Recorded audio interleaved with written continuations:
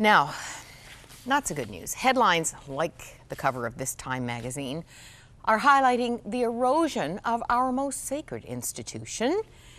Isn't it encouraging to learn that there is an Institute of Marriage and Family? It's new to me. Dave Quist has been here before. Maybe I wasn't paying attention, Dave. I should have been. The executive director here in Canada. And you've been married almost 30 years? It's true, 30 years this summer. Wow. So you bring us a lot of wisdom and a very unique mission. What is this institute about? Well, the Institute of Marriage and Family Canada is a part of Focus on the Family Canada. We're the research policy arm of Focus Canada, and our role is to do the research, to gather the research from other sources, and to present that to those people that we call the decision makers. So that would include our members of parliament, our provincial elected officials, bureaucrats, the mainstream media, the people that influence our society and in fact are making decisions that affect our everyday lives. Now, you've worked with members of parliament. I have. In a number of roles. You've run for office. I did. Second place didn't pay very well though, so. So you're a man who wants to be a change agent, and I love what I have been learning. I said at the beginning of the program that I'm glad January's behind us. It is the highest filing month for divorce. It is. It is. Why? Why is that? There are a couple of thoughts of that. It seems that people, they tend to look at, I'm going to get through Christmas for the kids, and that's behind us now. January tends to be a month of high depression. It's the middle of winter. It's often, even though our shortest day of the year is in December, January is often thought about as a shorter hours of light, and it's dark and things like that. It's the start of a new year, and a lot of people make that decision that they're going to get a fresh start. And unfortunately, some of those decisions aren't based on fact as they are as much in myth. And those are bad decisions, in my opinion. We're going to look at that quote, fresh start. But first, what is the new legislation on divorce? Well, that's what brings you here today. Right, right. Well, the province of Ontario has brought in new legislation that affects family and marriage. And the part of that we're concerned with is the regulations surrounding marriage. And in fact, the Attorney General of Ontario, just within the last month, made some comments that they're going to make divorce easier. And that really distresses me. It's as we said in our press release at the time that came out, we're looking at the wrong end of the problem. Instead of making divorce easier, we should be finding ways to support marriage. If what we really want to do is eliminate the stress in mums and dads and husbands and wives and children's lives, back in the late 60s, early 70s, when divorce law changed, there was something that they called about a good divorce. And is that the no-fault divorce? It was the no-fault divorce was introduced in 1968, and the intention was that there can be a good divorce. You and your spouse, if things aren't working out, we'll make this an easy way to sever that relationship. To reduce the contention and strife and expense and... All those things, exactly. Here we are these many, 40 years later, there's no such thing as a good divorce. It doesn't exist. Mums are hurt, dads are hurt, kids especially are hurt. One of our researchers, or somebody that we've done some work with out of the University of Chicago, wrote a book called Between Two Worlds. And it really talks about the kids who get caught between mom's world and dad's world. And they have their own little separate world, and they know there's certain things they can say to dad, but not to mom.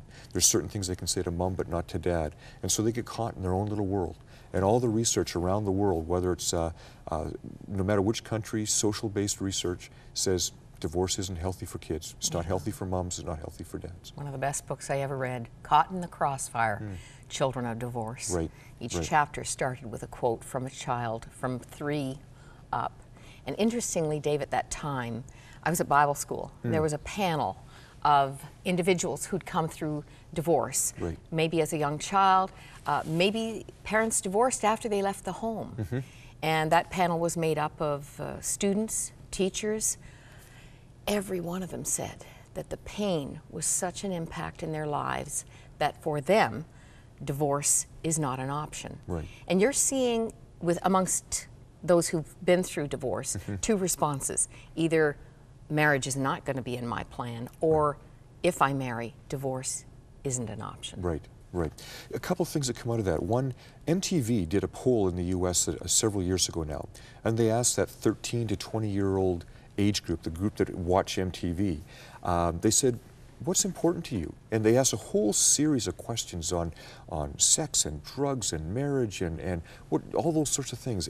Interesting around marriage, though the younger half, the 13 to 18-year-olds said, marriage is important, I want to marry. Well, that's good to hear. And I want to marry for life. They didn't see divorce in their plans.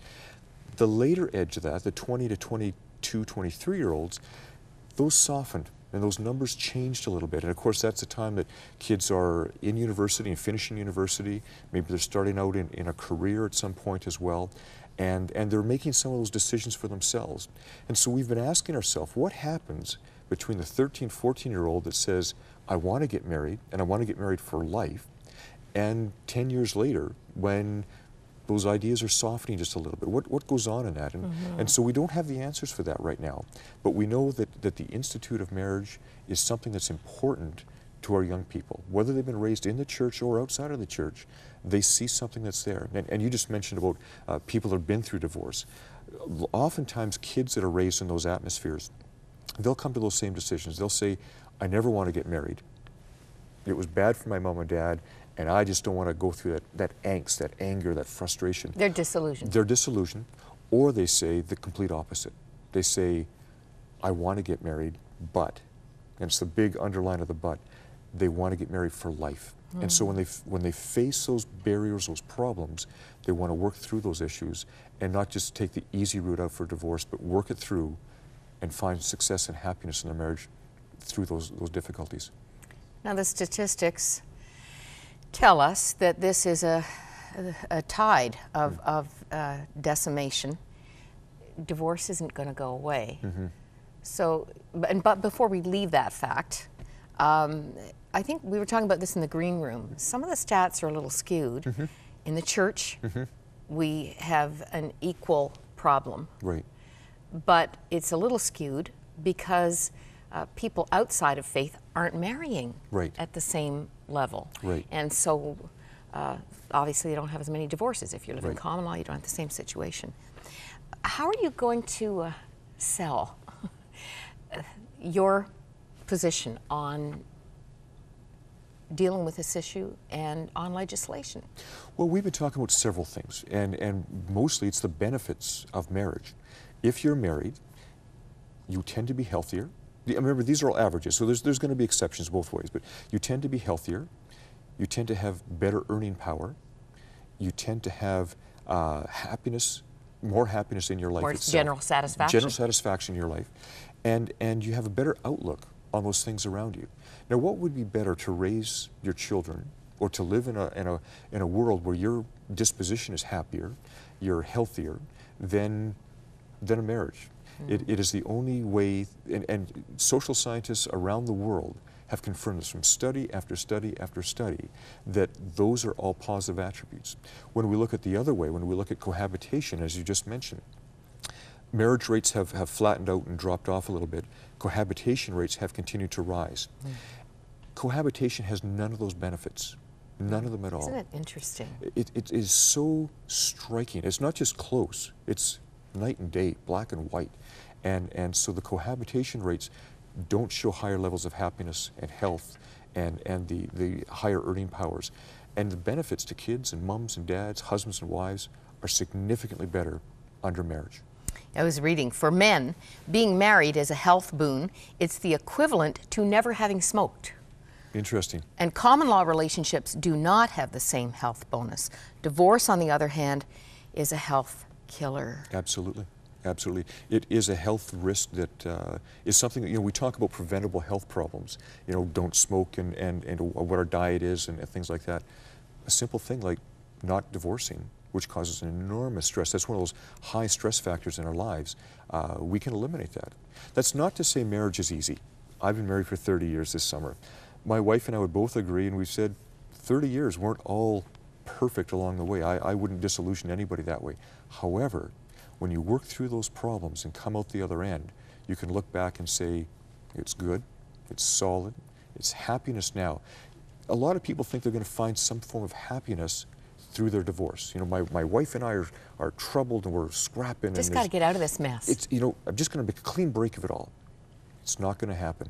That's the biggest myth around marriage and divorce. What do the statistics say? Statistics tell us that if you're divorced thinking you're going to be happier, if we survey those same people 4 and 5 years later, their happiness level has not risen. It's actually decreased. On the other hand, for those people that are couples, married couples, and they work through those difficulties. Stick it out, Stick it out. Some counseling might be in place, or maybe a financial plan that puts their lives back together and so on. When we look at them 5 or 6 years later, they're happier. They look back and they say, I don't want to go through that again, but I'm happier now.